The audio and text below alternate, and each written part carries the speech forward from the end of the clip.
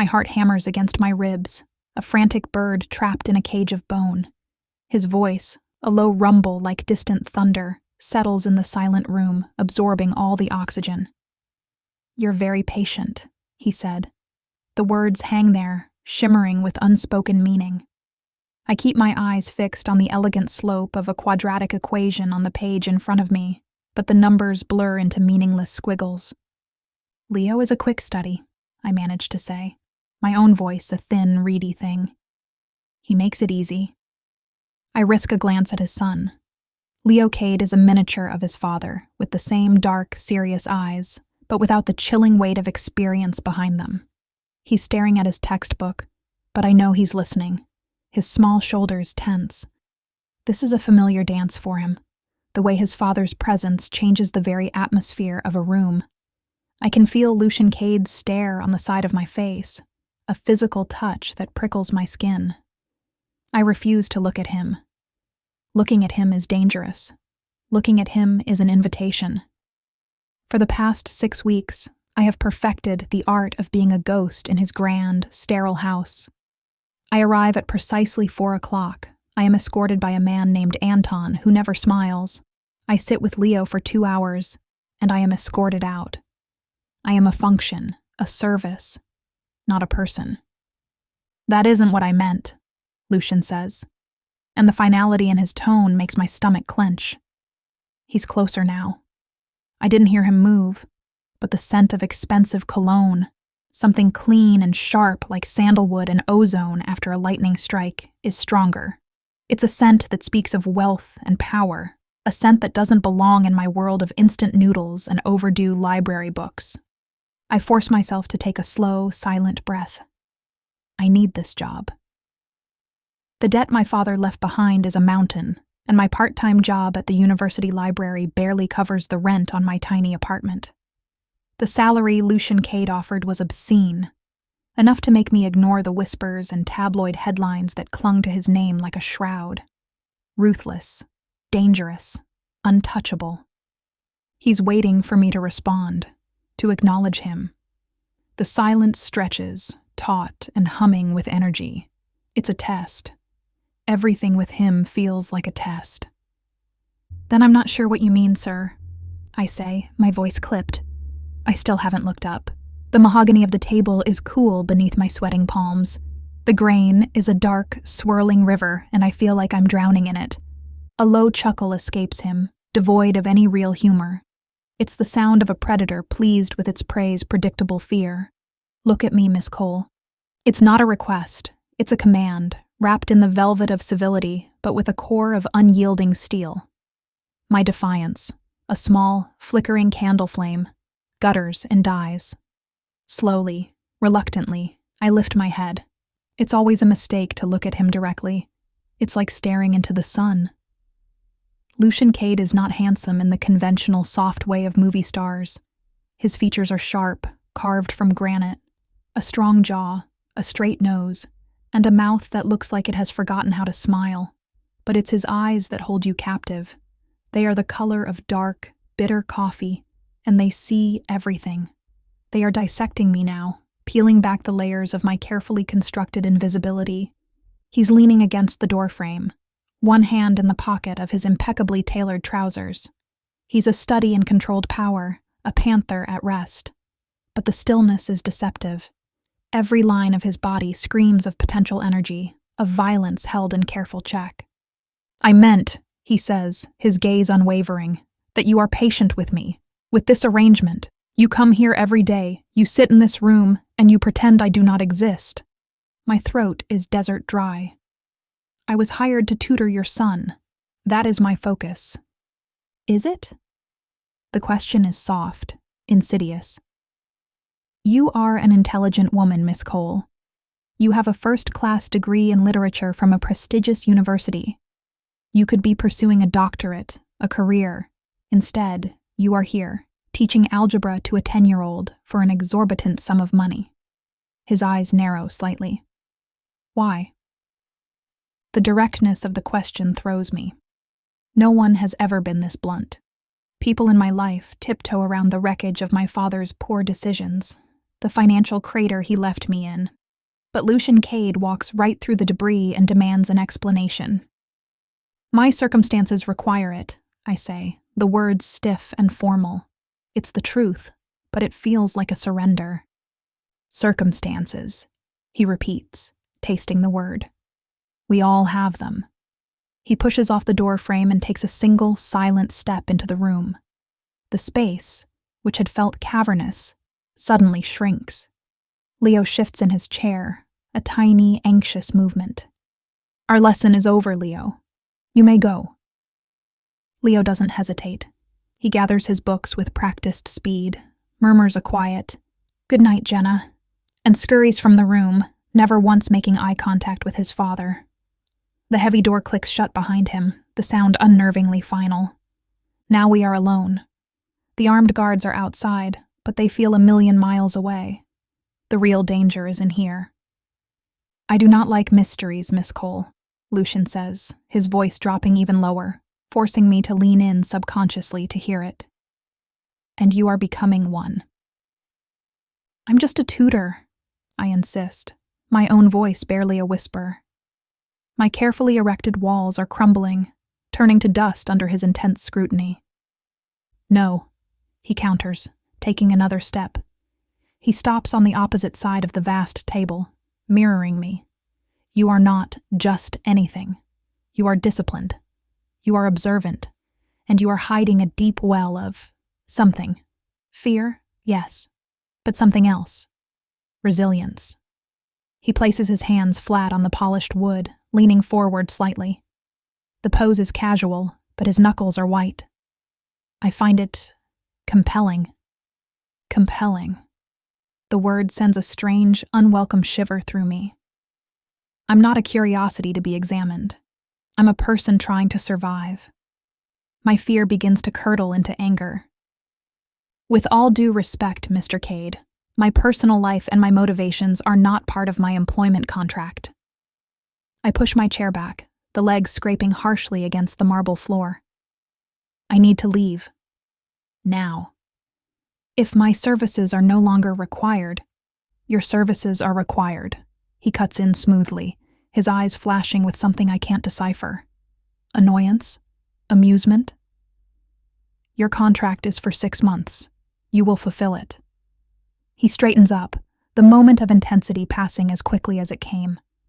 I merely wanted to express my appreciation for your patience. It's a dismissal. He's playing with me, pushing me off balance only to pull back, leaving me floundering.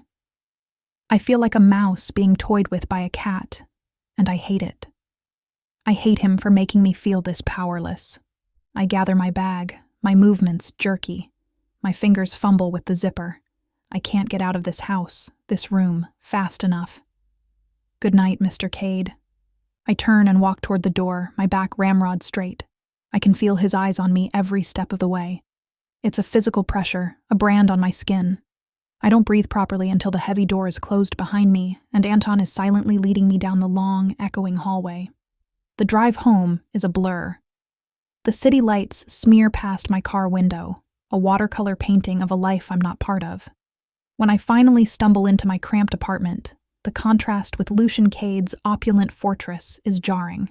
Here, the walls are thin, the faucet drips, and the air smells of my downstairs neighbor's cooking. It's real. It's mine.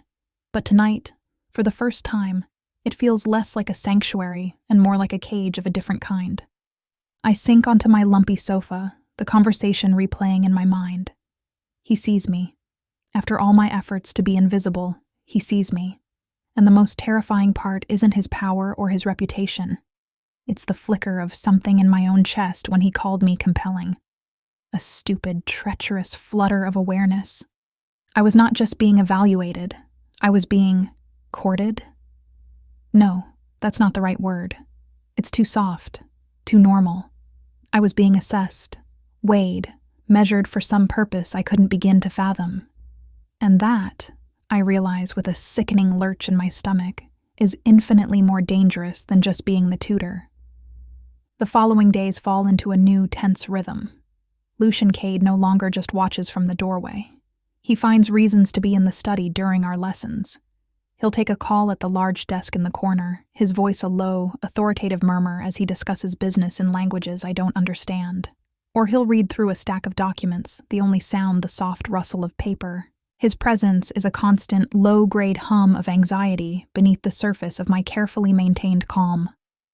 I focus on Leo, pouring all my energy into explaining geometric proofs and the nuances of Shakespearean sonnets.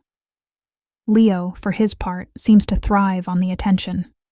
He is more focused, more eager to impress, as if my presence acts as a buffer that makes his father's proximity bearable. We build a small, fragile world for ourselves at that mahogany table, a world of academia and quiet encouragement. But Lucian is always there, at the periphery, a dark star pulling everything into his orbit. I learn the little things about him. He drinks his coffee black. He has a faint scar that bisects his left eyebrow, almost invisible unless the light hits it just right. He never wears a watch, yet he seems to move in perfect sync with the passage of time. One afternoon, a storm rolls in, a brutal, fast-moving squall that turns the sky a bruised purple. The rain begins as we're finishing up, hammering against the massive windows of the study. The lights flicker once, twice, then die completely, plunging the room into a deep, disorienting twilight. Leo makes a small, startled sound. My own heart jumps into my throat. "It's all right," I say instantly, my voice steadier than I feel. "It's just the power." Before I can even process what to do next, the door opens. Lucian stands there, a silhouette against the dim light of the hallway, which must be on a backup generator. "Stay where you are," he commands. His voice cuts through the gloom, calm and absolute. He disappears for a moment and returns with a heavy, old-fashioned lantern, the kind you'd see on a ship. He sets it on the table, and a warm, golden light pushes back the shadows, enclosing the three of us in an intimate circle. The light flickers across his face, carving sharp planes and deep hollows. He looks ancient and powerful, like a king from a forgotten age. "The main generator will kick in shortly," he says, his eyes finding mine in the gloom. "But the storm is severe. The roads will be flooded. You will not be going home tonight, Miss Cole." The words hit me with the force of a physical blow. Stay here? In this house? With him? Panic, cold and sharp, lances through me. "I can't," I say, the words tumbling out. I have to get back. I have nothing, no one waiting for me, but the thought of being trapped here overnight is suffocating. "You can and you will," he states, his tone leaving no room for argument. "I will not have you risking your safety on the roads." He turns his attention to his son. "Leo, go with Mrs. Petrov. She'll get your room ready." Mrs. Petrov, the stern, efficient housekeeper, appears as if summoned from the shadows. She gives me a brief, unreadable look before gently guiding a reluctant Leo from the room. And then, once again, we are alone. The only sounds are the roar of the wind and the relentless drumming of the rain against the glass.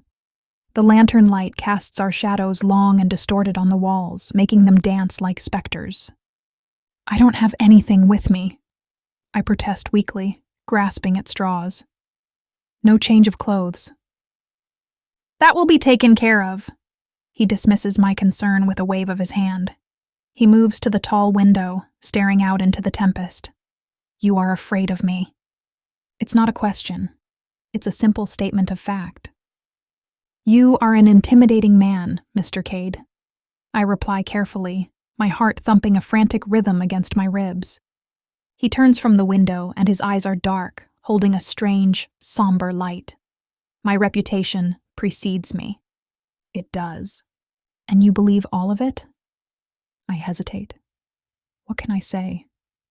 That the tabloids paint him as a monster, a ruthless corporate raider with ties to the city's criminal underworld? That his name is whispered with a mixture of fear and awe? I believe that where there is smoke, there is usually fire. A ghost of a smile touches his lips, but it doesn't reach his eyes. A pragmatic answer. He walks over to a cabinet I had always assumed held books. He opens it to reveal a collection of crystal decanters and glasses. He pours a measure of amber liquid into 2 glasses. "I don't drink," I say automatically. "You will tonight," he says, not unkindly. He walks back to the table and places one of the glasses in front of me. "It will calm your nerves." I stare at the glass. The whiskey inside is the color of dark honey. Accepting it feels like a concession, another step into his world. But refusing it feels like a pointless act of defiance that will only serve to provoke him. Hesitantly, I wrap my fingers around the cool, heavy crystal. He takes a seat opposite me, the same seat he took the other night. He doesn't drink, just swirls the liquid in his glass, watching the way the lantern light refracts through it. "You are good for him," he says suddenly, his voice quiet. "For Leo." The shift in topic surprises me. He's a wonderful boy, incredibly bright. He is, Lucian agrees. But he is contained. His mother. He stops, his jaw tightening almost imperceptibly. It's the first time he has ever alluded to Leo's mother. The stories I'd read were vague. A socialite who had vanished from the scene years ago. She was not maternal, and since she left, he has been in a world of adults, of guards and schedules. You are the first person who has treated him simply as a child who needs to learn. He laughs with you.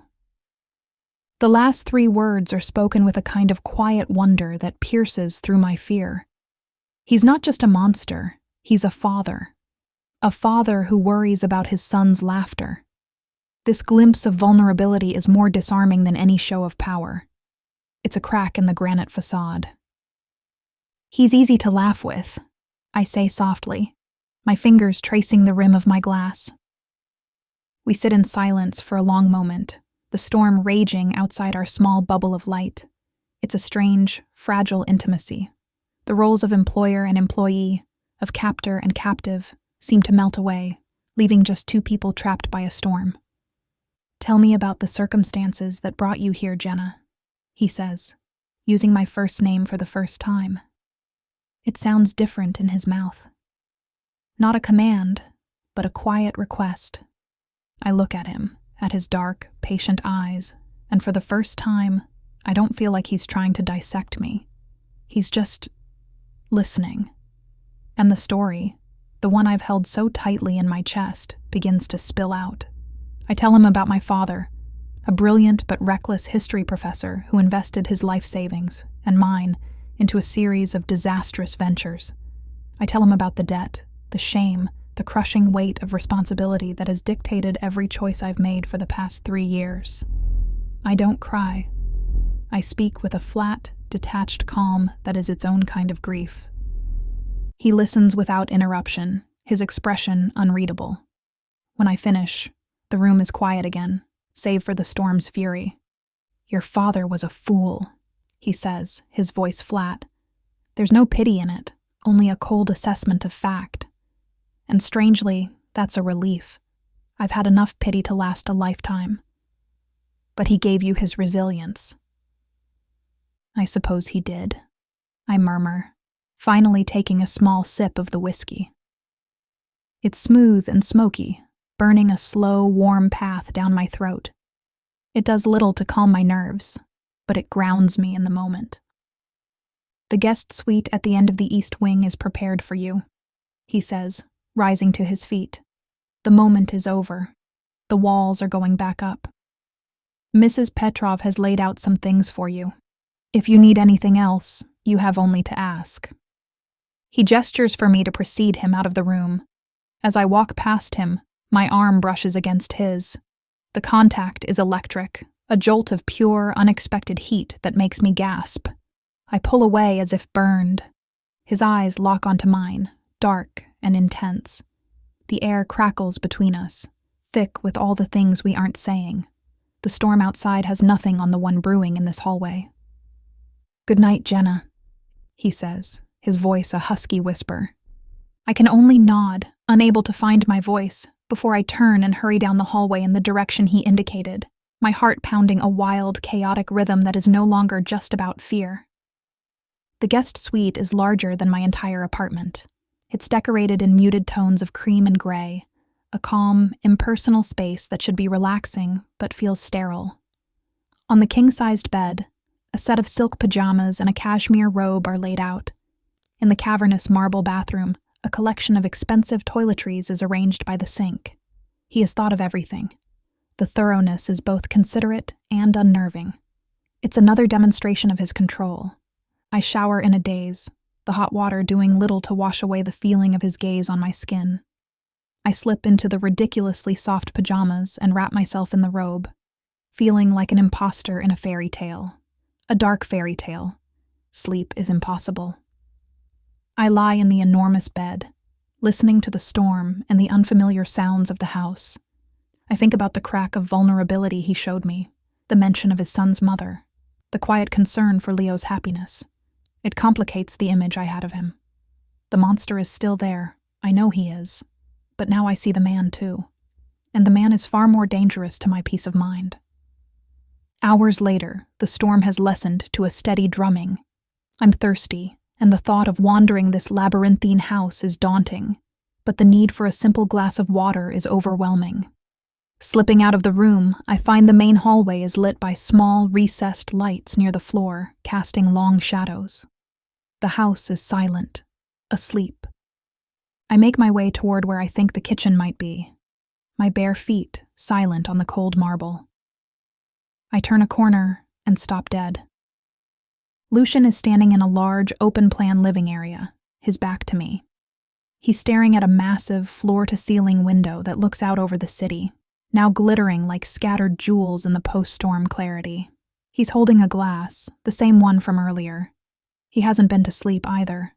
I should retreat, go back to my room unnoticed. But I'm frozen, watching him. In the faint glow from the city below, he looks solitary, impossibly lonely. The master of this vast empire, alone in the dark. He must have sensed me. A shift in the air, because he speaks without turning around. Can't sleep? I was thirsty, I say, my voice small in the vast space. He turns then, and my breath catches. He's no longer in his suit. He's wearing a simple black t-shirt and dark trousers. The casual clothes are more revealing than the armor of his suits. The shirt stretches across broad shoulders and a powerful chest. I can see the defined muscles of his arms. It makes him seem younger, more real, and infinitely more threatening on a primal level. "The kitchen is through there," he says, gesturing with his glass. "Help yourself." He turns back to the window. It's a dismissal, but I don't move. Who was she? The question is out of my mouth before I can stop it. It's reckless, intrusive. He's still for a long moment. I'm sure he's going to ignore me, or worse, lash out with that cold anger. "Her name was Isabel," he says finally, his voice flat, devoid of emotion. "She was beautiful, charming, and she loved the idea of being married to me far more than she loved the reality of it, or the reality of having a son." My heart aches for the little boy asleep down the hall. "She wanted the money, the status, the parties," he continues, his voice still a low monotone, as if he's reciting a page from a financial report. "She did not want the quiet nights. She did not want a child who was more interested in books than in being shown off. So one day she took a very large settlement, and she left." "I'm sorry," I whisper. "Do not be," he says, turning to face me fully. His eyes are hard. "It was a valuable lesson. Trust is a commodity, and it is rarely worth the price. Everyone has an angle. Everyone wants something." His gaze sweeps over me, from my bare feet to my borrowed silk pajamas. The only question is what it is they want. The implication is clear. He's lumping me in with everyone else, with his ex-wife. He's reminding me and himself that I'm here for the money. The fragile connection we had in the study shatters. The anger from before returns, hot and sharp. "And what is it you think I want, Mr. Kade?" I challenge, my voice shaking slightly. "Aside from the salary you're paying me, which I am earning." He closes the distance between us in 3 long, silent strides, He stops directly in front of me, so close I have to tilt my head back to look at him. I can feel the heat radiating from his body, the scent of him, sandalwood, and that clean ozone smell surrounds me, intoxicating and terrifying. That, he murmurs, his eyes dropping to my mouth, is the mystery I intend to solve.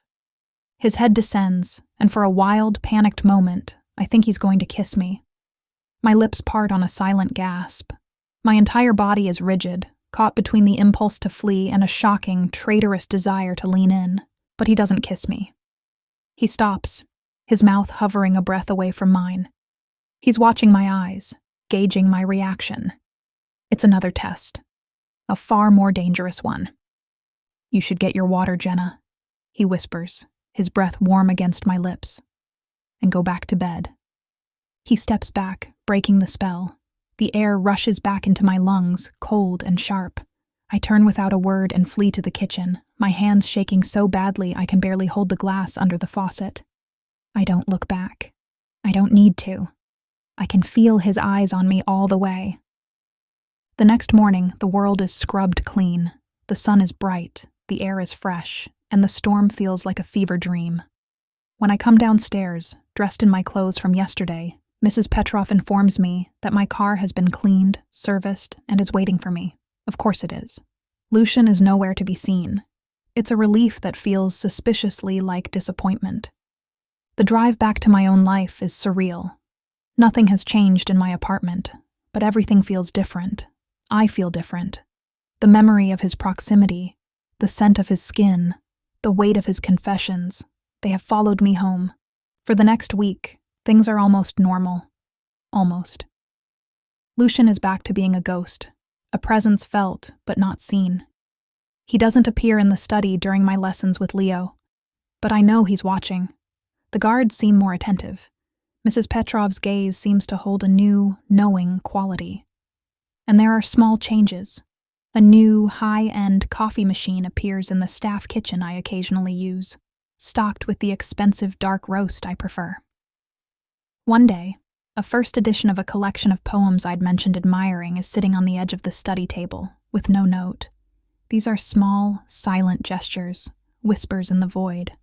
They are unsettling because they are so personal. He is paying attention in a way that goes far beyond an employer. One evening, as I'm walking the few blocks from the bus stop to my apartment, I get the distinct feeling I'm being followed. I dismiss it as paranoia, a side effect of existing in Lucian Kade's world of constant surveillance. But the feeling persists. The sound of footsteps behind me seems to match my own pace, slowing when I slow, stopping when I pretend to look in a shop window. My heart starts to pound. I quicken my pace, my keys clutched in my fist like a weapon. I'm almost at my building when a dark sedan squeals to a stop beside me. The back window glides down. It's not Lucian. The man in the back seat is younger, with a cruel smile and eyes that are empty and cold. He looks me up and down, a slow, predatory appraisal that makes my skin crawl. "Jenna Cole," he says, his voice smooth and oily. Lucian Kade has expensive taste. "I don't know who you are," I say, my voice trembling. "Oh, I think you do," he says with a smirk. "Or you will. My name is Dante Moretti, and you can give your boss a message from me. Tell him that his assets aren't as secure as he thinks they are." His eyes linger on me, making it clear what asset he's referring to. "Tell him I'll be in touch." The car speeds off, leaving me standing on the sidewalk, shaking uncontrollably. Dante Moretti. I've seen that name in the business pages, always in connection with hostile takeovers and rumors of corporate sabotage, often linked as a rival to Kade Industries. I stumble into my apartment and lock the door, leaning against it as my legs give out. This is real. The danger I'd only ever felt as a vague, atmospheric pressure in Lucian's house has just manifested on my doorstep. I am a target, a pawn in a game I don't understand. My first impulse is to quit, to disappear, to run as far away from Lucian Kade and his world as I can. But then I think of Leo, and I think of the debt. And to my shame, I think of Lucian's eyes in the dark, the hint of loneliness I saw there. My phone buzzes in my hand. It's an unknown number. I almost ignore it, but some instinct makes me answer. Are you all right? It's Lucian. His voice is tight, strained. There's no preamble, no greeting. How did you... Are... You... All right, he repeats, each word a piece of chipped ice. I'm fine, I lie, my voice cracking. How did you know? I have a man watching you, Jenna. I have since the day you started. The admission is stark, unapologetic. The paranoia wasn't paranoia, it was fact. He just called me. Tell me what happened. My anger at being spied on is eclipsed by the fresh terror of my encounter with Moretti. I tell him, my words tumbling over each other. I tell him the name, the car, the message. There is a dead, terrifying silence on the other end of the line. When he speaks again, his voice is a low, feral growl that sends a chill down my spine. Stay where you are. Do not open the door for anyone. I'm coming. The line goes dead. He said it with such absolute authority. I'm coming. Not, I'll send someone. Not, call the police. I'm coming. The possessiveness in those two words is terrifying and, in a deeply unsettling way, reassuring. Less than 15 minutes later, there's a sharp knock on my door. I peer through the peephole and see him standing there, his face a thunderous mask. Anton is behind him, a stoic mountain of a man. I fumble with the locks and pull the door open. Lucian sweeps into my tiny apartment, his presence overwhelming the small space. He takes in the worn sofa, the stack of books on the floor, the chipped paint on the windowsill, all in one swift, dismissive glance. His eyes land on me, and any anger I saw on his face softens into something else. Concern. He didn't touch you? He asks, his voice low. I shake my head, wrapping my arms around myself. Pack a bag, he says. I stare at him, confused. What? You're not staying here. It's not safe. His gaze is intense, unwavering. You're coming with me. You'll stay at the house until this is dealt with. No. The word is automatic, a reflex of self-preservation. I can't. I have a life here. This is no longer a negotiation, Jenna, he says, his voice dangerously soft. Dante Moretti is not a man who makes idle threats. He sees you as a vulnerability, my vulnerability. As long as you are out here, you are a target. You will stay with me, where I can ensure your safety. My vulnerability. The words echo in the small room, more potent than any declaration of affection. He sees me as his, a weak point in his armor. I'm not one of your possessions, Lucian, I say, my voice shaking with a mixture of fear and defiance. I use his first name, and it feels like a weapon. He takes a step closer, crowding me against the door. He lifts a hand, and for a second I flinch, but he only gently touches my cheek, his thumb stroking my skin. The touch is feather-light, but it sends a shockwave through my system. No, he agrees, his voice a low murmur. You are not, which is precisely why I will not allow anything to happen to you. His eyes are dark, burning with an intensity that steals the air from my lungs. Pack your bag, or Anton will pack it for you. The choice is not a choice at all. It's an illusion, just like my invisibility had been. I am being moved from my small, shabby cage into a larger, more luxurious one. But a cage is still a cage. Defeated, I nod. I move numbly through my apartment, throwing clothes and books into an overnight bag, my hands trembling. All the while, I feel his eyes on me, watching my every move. He is taking over my life, piece by piece. And the most terrifying part is the small, treacherous part of me that feels a profound sense of relief. The part that feels safe. Living in Lucian Kade's house is a disorienting blend of opulence and confinement. I have the same sprawling guest suite, but now it feels less like a temporary haven and more like a gilded prison. My days lose their structure. There are no more tutoring sessions, Lucian has decreed it's too risky for me to be on a set schedule, even within the house. Leo is now taught by a rotation of other tutors via video call in a different part of the estate. I miss him. I miss our small world of numbers and words. I miss the simple purpose of my job. Now I am adrift. I spend my days wandering the silent, echoing halls, reading in the vast library, or staring out the windows at a city I can no longer touch. Lucian is a phantom. He leaves before I wake and often returns late at night. I know he is dealing with the threat of Dante Moretti, but he tells me nothing. The house hums with a new level of tension. The number of guards has doubled. They are polite, but their eyes are watchful. I am protected. I am also watched. Every minute of every day. Sometimes I catch glimpses of him. A flash of him striding down a hallway, deep in conversation on his phone, his face hard and uncompromising. Or I'll find him late at night in the study, a glass of whiskey in his hand, staring at a bank of computer monitors displaying security feeds. On those nights, he sometimes speaks to me. The conversations are stilted, fragmented.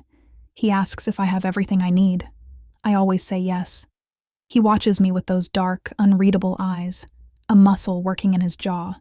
The space between us is charged, a minefield of unspoken things, the memory of his mouth hovering near mine, the feel of his thumb on my cheek. It's a constant, low hum beneath the surface of our strange cohabitation. One evening, unable to bear the silence of my room any longer, I find my way to the library. It's my favorite room in the house, a 2-story sanctuary with floor-to-ceiling shelves, smelling of old paper and leather. I'm curled in a deep armchair, lost in a novel, when the door opens. It's Lucian. He looks exhausted. The lines around his eyes are deeper, and he's loosened his tie. He stops when he sees me, surprise flickering across his features. "I didn't mean to disturb you," I say, starting to get up. "Don't," he says, his voice rough with fatigue. "Stay." He walks to the fireplace, where a low fire is burning, and stares into the flames. The silence stretches, but tonight it feels different. Less tense, more weary. "This is my fault," he says, his back still to me. "I brought this into your life." "You didn't know Moretti would come after me," I say softly. "I should have," he counters, turning to face me. The firelight flickers across his face, making him look harsh and vulnerable at the same time. In my world, any perceived attachment is a weakness to be exploited. I was careless. I enjoyed watching you with my son. I enjoyed our conversations. I let my guard down. It's the most he has ever admitted. It's a confession. He didn't just see me as an employee or a puzzle.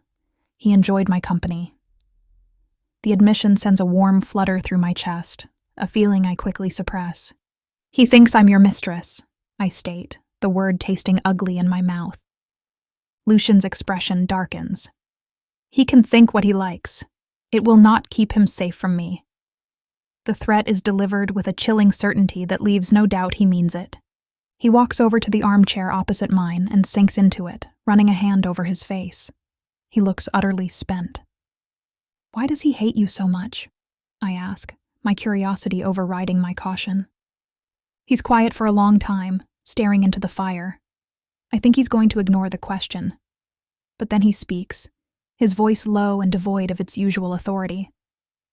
"Our fathers were partners once, a long time ago. They built this empire together. But Moretti's father was reckless, greedy. He betrayed my father, tried to force him out, and nearly destroyed everything. My father was stronger. He won. The Moretti family lost everything." He pauses, his eyes distant. Dante has spent his entire life blaming my family for his own father's failures. He wants revenge.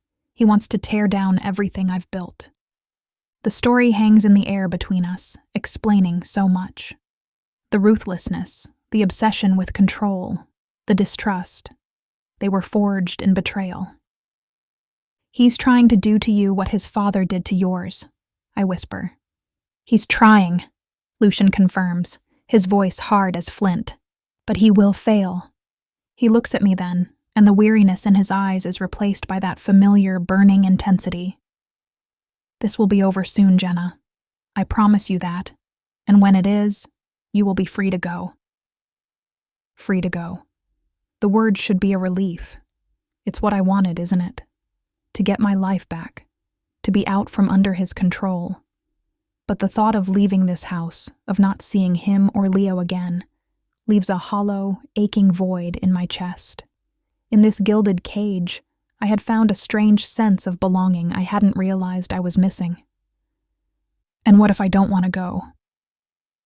The question is out before I can think, a quiet, reckless confession whispered into the firelit room.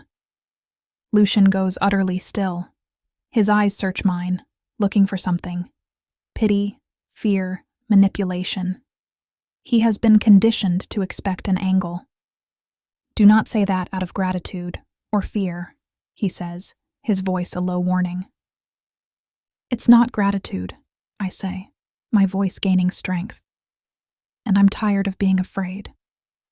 I stand up and walk to the fireplace, standing near him. I am no longer his employee. I am no longer his prisoner. In this moment, I am his equal. I'm not Isabel. I'm not after your money or your status. I don't know what this is, this thing between us. But it's real. And it doesn't feel like something I want to be free from. He stands up slowly, his tall frame blocking the firelight. He is a man made of shadows and secrets, of danger and control. But I am no longer looking at the monster. I am looking at the man who worries about his son's laughter, who feels the weight of his father's legacy, who looks impossibly lonely in the middle of the night. He lifts his hand, the same way he did in my apartment, and cups my cheek. This time, I don't flinch. I lean into his touch, my eyes holding his. His thumb traces the line of my jaw, a touch that is both possessive and exquisitely tender. Jenna, he breathes, his voice thick with an emotion I can't name. And then he closes the remaining distance between us, and his mouth is on mine. The kiss is nothing like I imagined. It's not a test, not a conquest. It is a collision. It is desperate and hungry, fueled by weeks of tension, of fear, and unspoken longing. His other hand comes up to cradle the back of my head, his fingers tangling in my hair as he deepens the kiss, taking everything I am willing to give and demanding more. I meet his hunger with my own. My hands come up to grip his shirt, pulling him closer. The scent of him, the taste of him, the solid strength of his body against mine. It's overwhelming, intoxicating. All the fear, all the uncertainty burns away in the searing heat of this moment, leaving only this: him and me. When we finally break apart, we are both breathless, our foreheads resting against each other. The fire crackles in the hearth, the only sound in the room. This changes nothing, he murmurs, his voice ragged. You are still in danger. No, I whisper, my fingers tracing the lapel of his jacket. This changes everything. He looks down at me, and for the first time, I see the walls around his heart crumble completely. What's left is a raw, stunning vulnerability. It's the face of a man who is terrified of losing something he has only just allowed himself to want. The next few days are a strange dream. The external threat of Moretti still looms, a dark cloud on the horizon, but within the walls of the house, something has fundamentally shifted. The tension between Lucian and me has not disappeared. It has transformed.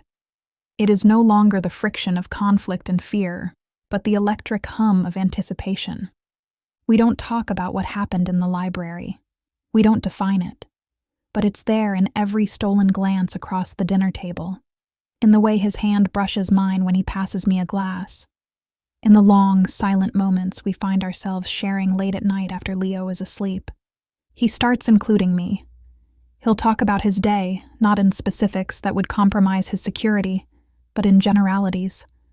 A frustrating negotiation, a problem with a shipping route. He speaks to me as a confidant, an equal. He values my opinion, listening intently when I offer a perspective he hadn't considered.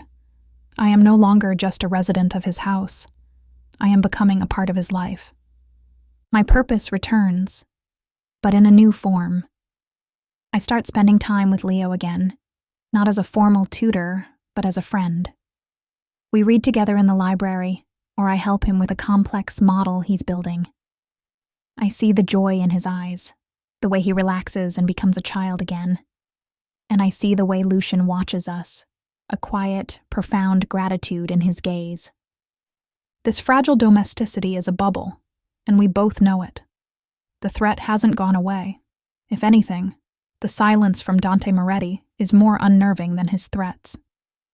The bubble bursts on a crisp autumn afternoon. Leo and I are in the solarium, a beautiful glass-walled room filled with plants, working on a puzzle. The guards are stationed outside the doors, a constant, silent presence. Lucian is in the city for a series of critical meetings he could not avoid. Suddenly, we hear a commotion from the hallway. Shouts, the sickening thud of a body hitting the floor. My blood runs cold. I grab Leo instantly, pulling him behind me. "Stay down," I whisper, my heart hammering against my ribs. The doors to the solarium burst open, but it's not Moretti's men. It's Anton, Lucian's head of security. His face is pale, and there's a dark, spreading stain on his shoulder. "They're inside," he grunts, shoving a heavy piece of furniture in front of the doors. He had someone on the inside, one of the new guards. They disabled the perimeter alarms. Panic claws at my throat, but the sight of Leo's terrified face snaps me into focus. I cannot fall apart. "How many?" I ask, my voice surprisingly steady. "4, maybe 5. They're after the boy," Anton says, pulling out his weapon. "My men are holding them, but they won't last forever. I need to get you two to the panic room." The panic room. Of course Lucian has a panic room. Anton leads us through a service corridor, the sounds of fighting echoing from the main part of the house. We're almost at the entrance to the safe passage when one of Moretti's men appears at the end of the hall, raising a gun. Anton shoves me and Leo behind him, returning fire. But in that split second of distraction, another man appears from a side door. It's Dante Moretti himself. His cruel smile is even more chilling in person. His eyes lock on Leo. "There you are," he says, as if he's found a lost toy. Everything happens in a blur. Moretti lunges for Leo. I react on pure instinct. I am not a fighter. I have no skills, no training, but I am protective. I shove Leo behind a large decorative urn and throw the only thing I have at Moretti, the heavy hardback book I was carrying from the library. It hits him square in the face. He stumbles back, cursing, a trickle of blood appearing on his lip. It's not much, but it's the opening Anton needs. He fires, but Moretti is already scrambling back, using the corner for cover. "The panic room is compromised," Anton says, his voice strained. "They knew the codes. That inside man gave him everything." He looks at me, his eyes grim. "There's another way out. A service tunnel from the wine cellar, but we have to get there." Just then, my phone, the one Lucian gave me, buzzes. It's him. I answer, my hand shaking. "Jenna, what's happening? The compound is on lockdown. I can't get a signal from my men." His voice is raw with panic. "He's here," I say, my voice a choked whisper. "Moretti. He's in the house. Anton is with us, but he's hurt. The panic room is compromised." I hear a string of vicious curses on his end. "Where are you?" "The West Service corridor.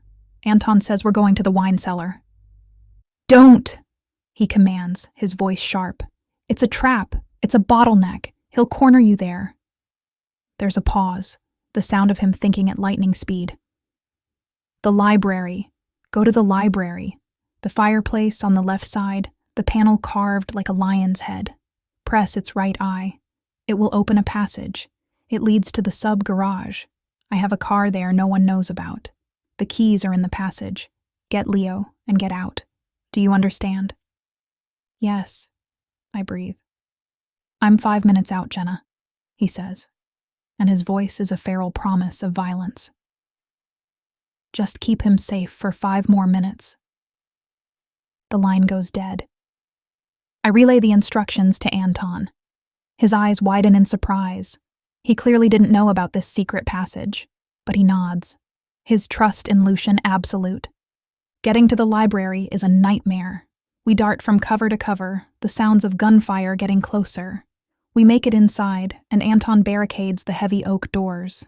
Leo is shaking, but he's being brave, his small face pale but determined. I rush to the fireplace, my fingers searching for the lion's head carving. I find it, press the eye, and with a low grinding sound, a section of the wall swings inward, revealing a dark, narrow staircase. Go, Anton urges, turning to face the door, his gun ready. I'll hold them off. No, I say, grabbing his arm. You come with us. We're not leaving you. My duty is to protect the boy, he says, his face grim. Now go. Before I can argue, the library doors splinter under a heavy blow. I grab Leo's hand and pull him into the darkness of the passage. The stone wall grinds shut behind us, plunging us into absolute blackness. I hear the sounds of the door breaking, of gunfire. Then, a terrible, final silence. Tears stream down my face, but I swallow my sob. I have to be strong for Leo. I fumble along the wall and my fingers find a small ledge, the keys. I grab them and pull Leo down the stairs, one step at a time, into the cold, damp dark. The sub-garage is small, containing only one vehicle, a sleek black sports car that looks more like a weapon than a vehicle. I've never driven anything so powerful in my life, but this is no time for hesitation. I strap a terrified but silent Leo into the passenger seat and slide behind the wheel. The engine roars to life with a touch of a button.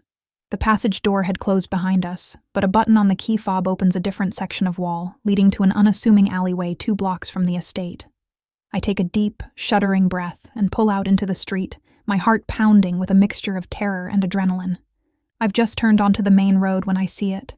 A convoy of black SUVs driving at impossible speeds, converging on the estate. At the head of the convoy is Lucian's car. He's here. We are safe. For now. But the fight is just beginning, and I know, with a certainty that chills me to the bone, that Lucian will burn the world down to get to the man who threatened his son, and who threatened me. I drive, not to my old apartment, but to the only other place I can think of. A place of sanctuary. The university library. I park the ridiculously expensive car in the public garage, drawing more than a few stairs. I lead Leo, his small hand clutching mine, into the quiet, dusty stacks. We find a secluded carrel in the history section, and I pull him onto my lap, wrapping my arms around him. He finally lets go, his small body shaking with silent sobs. I hold him tight, murmuring reassurances I don't feel, my own tears silently tracking down my face for Anton, for the violence that has shattered our fragile peace. An hour passes, then 2. The library is closing. I don't know what to do, where to go. Then my phone rings. It's him. I answer, my voice a bare whisper. Lucian? Where are you? His voice is flat, exhausted, but underneath it, I can hear a tightly coiled thread of relief. The university library. There's a pause. Of course, he says, and there's a flicker of something almost like a smile in his voice. Stay there. I'm sending a car. Not mine. It will be a gray sedan. The driver's name is Marcus. He will use the code word Persephone. Do not get in the car unless he uses that word. Do you understand? Persephone. I repeat numbly. Why that? Because you went into the underworld and you came back, he says simply, and the raw emotion in that statement hits me harder than any physical blow. I'll see you soon. The gray sedan is waiting when we get outside. The driver, a plain-faced man, rolls down the window. Jenna Cole, Persephone. The drive is silent. We don't go back to the estate. We go to a sleek downtown penthouse I never knew he had. When the elevator opens directly into the apartment, he's standing there. He's a mess. His suit is torn and stained. There's a cut on his cheek, and his knuckles are bruised and bloody. but he is the most beautiful thing I have ever seen. His eyes find mine, and the relief that floods his face is devastating. But he doesn't come to me. He goes to Leo. He drops to one knee, ignoring his own injuries, and pulls his son into his arms, holding him with a desperate, fierce tenderness that makes my throat ache. He murmurs to him in a low voice, words of comfort, of love, of safety. After a long moment, he looks up at me over Leo's head. His eyes are dark with the horrors of the last few hours, but they are full of a stunning, breathtaking gratitude. "You saved him," he says, his voice thick. "We saved each other," I correct him softly. Later, after Leo is asleep in one of the bedrooms, tucked in by his father, Lucian comes to find me. I'm standing on the balcony, looking out at the city lights. They no longer look like a painting of a life I'm not part of. They just look like home. He comes to stand beside me, not touching. "It's over," he says. "Moretti is dealt with. He will not be a problem again." The finality in his tone is absolute. I don't ask for details. I don't want to know. I already know who he is, what he is capable of. "And Anton?" I ask, my voice small. A shadow passes over his face. "He didn't make it, but he took 2 of them with him. He died protecting my son. His family will be cared for the rest of their lives." We stand in silence, mourning a good man. "The contract is fulfilled," he says finally, turning to face me. "The danger is past. You're free to go, Jenna. I'll give you enough money that you'll never have to worry about anything again. You can get your doctorate. You can have your life back." It's the offer I should have dreamed of. Freedom, security, a clean slate. But my life isn't back there anymore. It's here, standing in front of me, with his bruised knuckles and haunted eyes.